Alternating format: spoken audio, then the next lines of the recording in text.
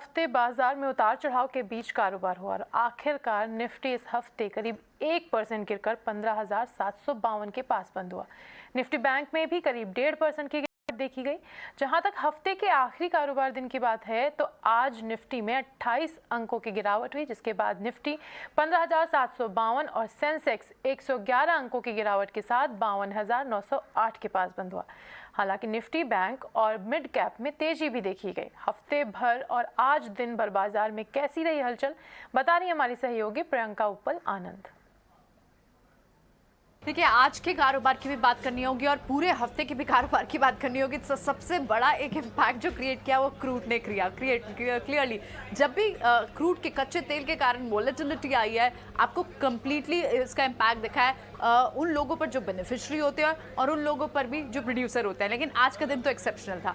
आज सुबह इस शुरुआत में ही जब सरकार ने विंडफॉल गेन टैक्स की बात कही, यानी एक्सपोर्ट पर टैक्स, पेट्रोल, डीजल, एटीएफ, इन पर आपको एक्सपोर्ट ड्यूटी देनी होगी। उसके चलते बड़े रिएक्शंस आपने देखे। रिलायंस पर आए, रिफाइनरीज पर आए। रिलायंस पर सबसे बड़ा डेंट आया, बाजार को लगभग 140 पॉइंट तक नीचे खींचा आज रिलायंस ने। इनफैक्ट आज बाजार शायद ऊपर बंद होता 150-200 पॉइंट, लेकिन रिलायंस की वजह से आप आज देखेंगे तो बाजार पर बड़ा डेंट रहा। उसके अलावा ऑयल प्रोड्यूसर्स, चाहे वो ऑयल इंडिया हो, ओएनजीसी पे तो 12 से 13% का कट डेंट हमने देखा। उसके बाद जो बड़ा दूसरा एक और झटका था, जो 2 बजे के बाद दोबारा से क्लैरिफिकेशन आई, जहां पर वित्त मंत्री आकर उन्होंने ये क्लियर किया, क्योंकि रिलायंस पर पहले एक कैच ये आ रहा था कि रिलायंस के सिर्फ 50% तक की ही कैपेसिटी जो है शायद टैक्सेबल होगी, क्योंकि बाकी 50% एसईजेड में आती है। लेकिन बाद में क्लैरिफिकेशन आई कि एसईजेड पर भी टैक्स लगेगा, वहां कोई छूट नहीं होगी। उसके बाद हमने देखा कि रिलायंस जहाँ रिकवर हो चुका था, सिर्फ 5% तक गिरा, तो फिर गिरकर 8% पे और डेज लो पर जाकर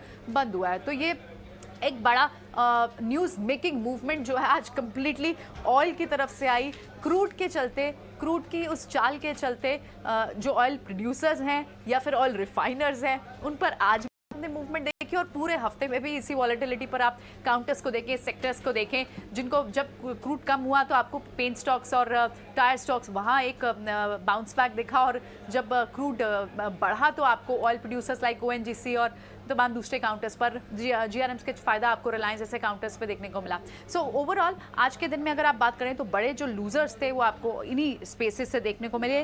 लेकिन गेनर्स कहाँ थे? गेनर्स आपको थे, आईटीसी की बात करनी होगी। आईटीसी आज लगभग 4% की मूव के साथ बंद हुआ है, 280 के लेवल को क्रॉस होकर बंद हो रहा है।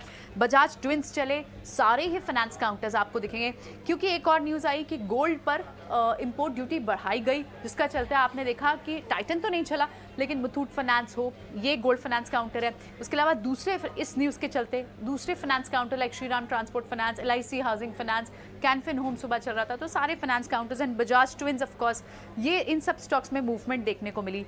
एंड उसके अलावा कुछ और स्टॉक्स जो एफएनओ में आपको अच्छी खासी मूव थी, जुबिलेंट फूड हो, डेल्टा कॉर्प फिर से आपको बाउंस बैक दिखा। पूरा रियल एस्टेट पैक, जहाँ थोड़े रोल ओवर्स फिगर्स वीक थे लास्ट एक्सपायरी में, वहाँ पर शायद नए लॉन्ग्स बनते हुए दिखाई दिए। गोदरेज प्रॉपर्टीज़ में हमने देखा अच्छा मूव बनते हुए दिखाई दिया।